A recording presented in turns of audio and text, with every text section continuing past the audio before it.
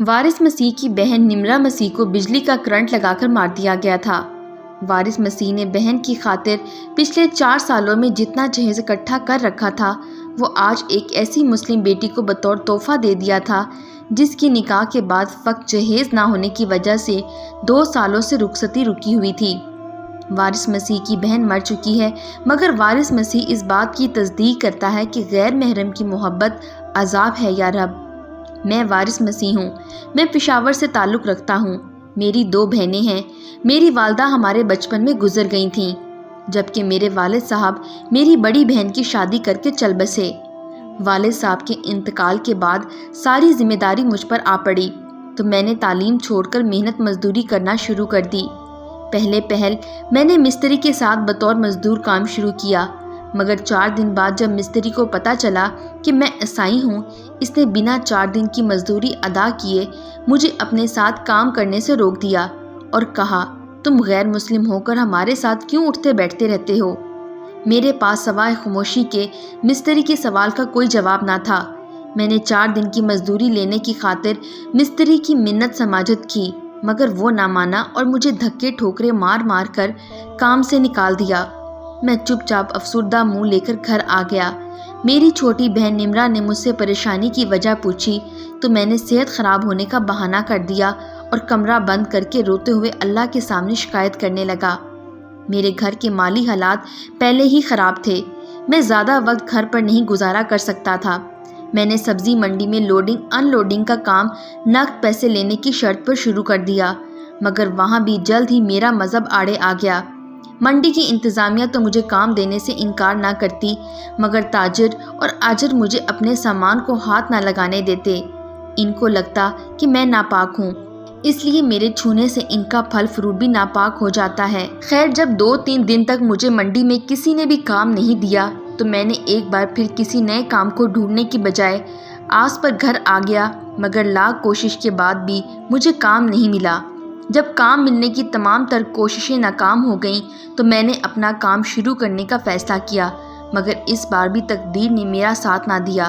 میں نے گھر کا سارا سامان بیچ کر ایک فروٹ والی ریڑھی، تھوڑا فروٹ اور تھوڑا تھوڑا باقی ضرورت کا سامان خرید کر فروٹ چاٹ بیچنا شروع کر دی، مگر اب بھی چند حاسد لوگوں کو میرا رزق حلال کمانا اچھا نہ لگا تو انہوں نے گاہکوں کو میرا مذہب بتا کر مجھ سے متنفر کرنا شروع کر دیا۔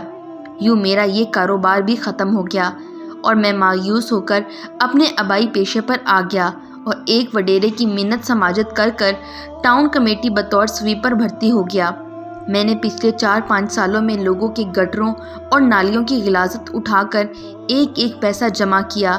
میرا یقین کریں، میں نے ان برتنوں میں بھی پانی پیا جن میں لوگوں کے جانور پیتے ہیں، مگر میں نے محنت کر کے رزق حلال کمانا نہیں چھوڑا اور ان پیسوں سے میں نے اپنی چھوٹی بہن نمرہ کا جہیز خریدنا شروع کر دیا۔ میں نے تقریباً سارا جہیز کا سامان جمع کر لیا تھا۔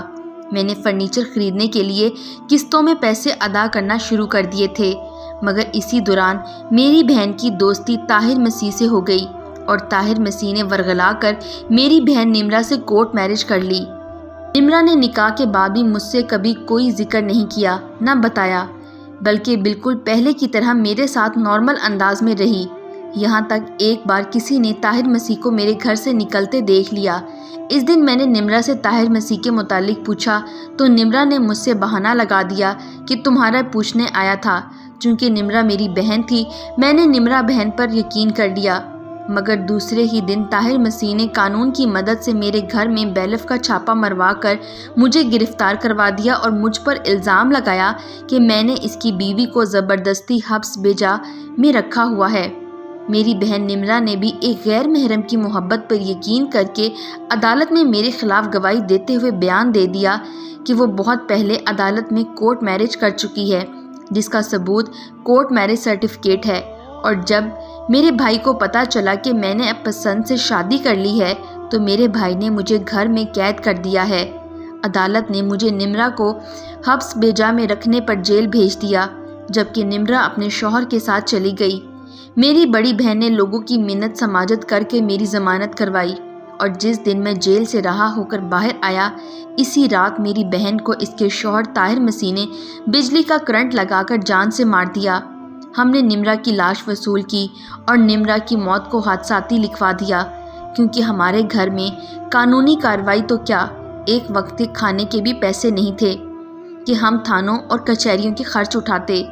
آج میں اپنی بہن نمرہ کی خاطر جمع کیا ہوا جہیز اپنی ایک مسلمان بہن کو تحفہ دے دیا ہے، جس کی رخصتی فقط جہیز نہ ہونے کی وجہ سے رکی ہوئی تھی۔ میں خود آج بھی بطور سویپر کام کر رہا ہوں۔